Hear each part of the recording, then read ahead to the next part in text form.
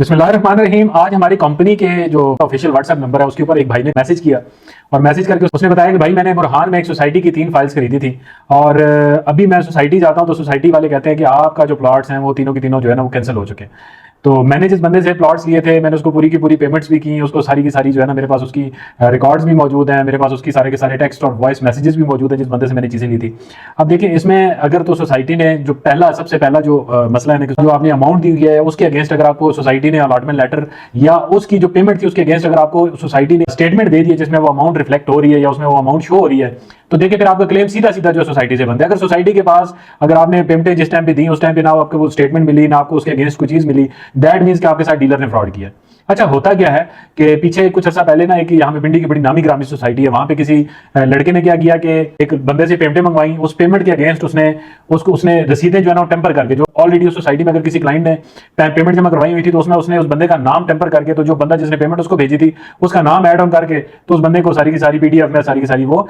रसीदें भेज दी। और उस बंदे की गलती क्या है, जिस बंदे को उसने रसीदें भेजी कि उसने क्रॉस वेरीफाई नहीं किया। उसने जो जिस कंपनी का वो लड़का था या जिस कंपनी में वो काम करता था वहां से उसने क्रॉस वेरीफाई नहीं किया, वो सुकून से बैठ गया। फिर सोसाइटी की तरफ से जब उसको लेटर मिला कि आपके प्लॉट्स कैंसिल हो जाएंगे, आप अपने जो ड्यूज हैं वो सारे के सारे जमा करवाएं, तो उसने सोसाइटी में जब वो भाग के गया तो उसने बोला जी मैंने तो पेमेंटें जमा करवाई हुई है, आपकी रसीदें, उन्होंने रसीदें चेक की तो वो ऑलरेडी किसी और बंदे के नाम पे थी। तो ये जो फ्रॉड है ना, ये याद रखें, ये आपकी गलतियों की वजह से होता है। जब आप किसी इदारे के थ्रू या जब आप किसी मार्केटिंग कंपनी के थ्रू कोई भी चीज करते हैं तो हमेशा याद रखें कि आपने उस कंपनी को बीच में एंगेज जरूर रखना होता है। क्या कि हमारे पास या कंपनी के पास लीड्स आती है, वो लीड्स ऐसे लड़कों के पास चली जाती है, फिर वो लड़के क्या करते हैं, वो अपने एक रिलेशन बना लेते हैं, अपना एक ताल्लुक बना लेते हैं क्लाइंट के साथ, बातें करके क्लाइंट्स कहते हैं बस ये मेरे लिए सारा कुछ जो यही बंदा है, फिर वो लड़के जो है ना आपके साथ फ्रॉड करते हैं। जब आप कंपनी उसमें इन्वॉल्व होती है ना तो कभी भी कोई भी बंदा आपके साथ फ्रॉड नहीं कर सकता। आप जब भी किसी मार्केटिंग कंपनी है, जब भी किसी बंदे के थ्रू आप कोई चीज करते हैं तो उसको लाजमी क्रॉस वेरीफाई किया करें। और अगर आप किसी सोसाइटी की आप कोई चीज करते हैं तो सोसाइटी से भी आप क्रॉस वेरीफाई किया करें। आजकल तो बड़ा इजी एक्सेस है, किसी भी सोसाइटी में किसी भी प्रोजेक्ट में आप पेमेंटें लगाते हैं तो उसी टाइम पे आपकी वो पेमेंटें ऑनलाइन रिफ्लेक्ट होना शुरू हो जाती हैं, वो आपके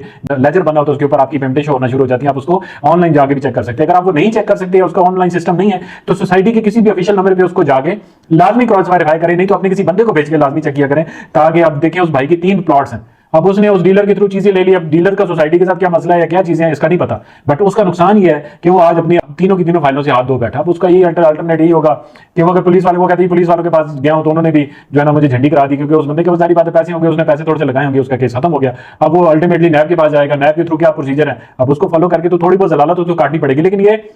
गलती उस बंदे की अपनी है कि उसने उस टाइम में बस वो आंखें बंद करके चीजें करता रहा। आप जब भी किसी इदारे, किसी बंदे या किसी भी प्रॉपर्टी डीलर के थ्रू, मैं हर वीडियो में कहता हूं कि आप सबसे पहले जो है ना वो कहते हैं ना चूज वाइजली, आप अपना जो डीलर है या जो आपका एक बंदा है उसको लाजमी चेक किया करें कि आप जिस बंदे के थ्रू या जिस इदारे के थ्रू चीज करने लगे हैं उसमें कम से कम आपके पैसे, अगर वो उसमें उसका 5-10 रुपए की उसकी मजदूरी है, दैट इज समथिंग एल्स। लेकिन उससे अगर आप मजदूरी बचाने के चक्कर में किसी ऐसे बच्चे के हाथ चढ़ जाते हैं जो आपसे दिहाड़ी लगा के आपको झंडी करवा दे, तो खुदारा ऐसी चीज ना किया करें, सियाने ज्यादा ना बना करें। जिस बंदे के थ्रू या जिस कंपनी के थ्रू आप चीज कर रहे हैं उसको लाजमी वेरीफाई किया करें और दोबारा सोसाइटी से भी वेरीफाई लाजमी किया करें। बाकी दुआ में याद रखें, अल्लाह पाक सब कामयाब नासिर हो। दुआ में याद रखें। बहुत शुक्रिया।